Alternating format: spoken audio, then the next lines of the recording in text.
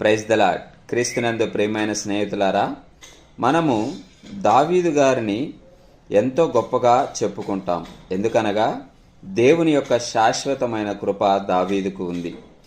ఆయనకి ఎందుకు అలాంటి కృప దేవుడు ఇస్తూ ఉన్నాడు, ఆయన ఏ రీతిగా ప్రార్థించేవాడు అనేది మనము ఆలోచన చేద్దాం.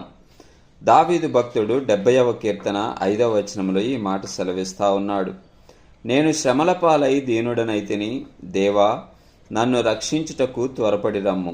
నాకు సహాయము నీవే, నా రక్షణకర్తవు నీవే, యెహోవా ఆలస్యము చేయకుమి.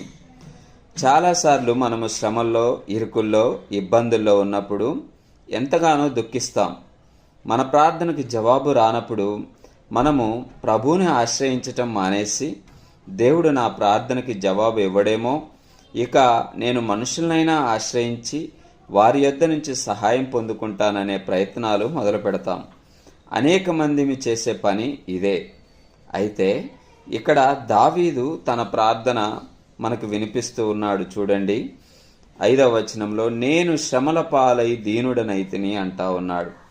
ఆయన యొక్క స్థితిని ప్రభువుకి స్పష్టంగా తెలియచేస్తా ఉన్నాడు.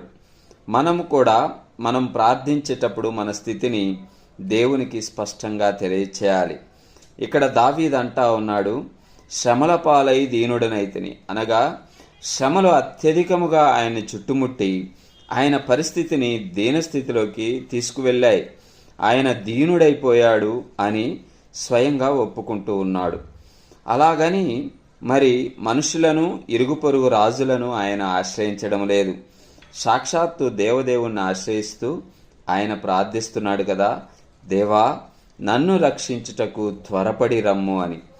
మనము సమస్యలో, ఇరుకులో, ఇబ్బందులో ఉన్నప్పుడు మనము దేవుని ఏమని వేడుకోవాలంటే, ప్రభువా నేను శ్రమల పాలై దీనుడనైనాను, నన్ను రక్షించడానికి నీవు త్వరగా రమ్ము అని ఆయనని మరి బలవంతంగా మనము ప్రార్థనలో వేడుకోవాలి.